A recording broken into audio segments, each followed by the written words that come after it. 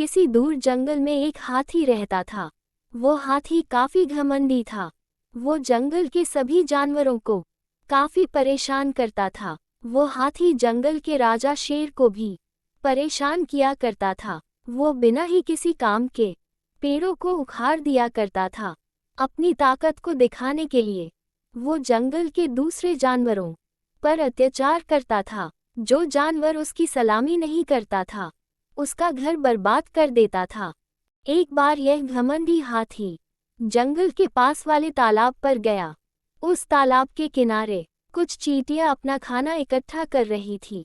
हाथी ने अपना सूंड पटकते हुए चींटियों से कहा, तुम लोग यहाँ क्या कर रही हो? इस पर एक चींटी ने कहा, हम अपना खाना इकट्ठा कर रहे हैं ताकि वर्षा के मौसम में हम इस खाने को खा सके। इस पर हाथी को मजा सूझा और उसने नदी से पानी अपनी नाक में भरा और तेज गति के साथ उन छोटी चींटियों के ऊपर और उनके बिल में डाल दिया। इस तरह से उन छोटी चींटियों की सारी मेहनत और भोजन खराब हो गया। ये देखकर हाथी जोर जोर से हंसने लगा। इस पर चींटियों को बहुत ही ज्यादा गुस्सा आ गया। उन्होंने इस हाथी को सबक सिखाने को सोचा। इसके बाद काफी चींटी हाथी की ओर बढ़ने लगी। ये देखकर हाथी ने जोर से कहा, तुम लोग मेरा क्या कर सकती हो? चींटी हाथी के पास आई और उसके पैर से ऊपर चढ़ना शुरू कर दिया। कुछ चींटी हाथी के कान में घुस गई तो कुछ चींटी हाथी के नाक में।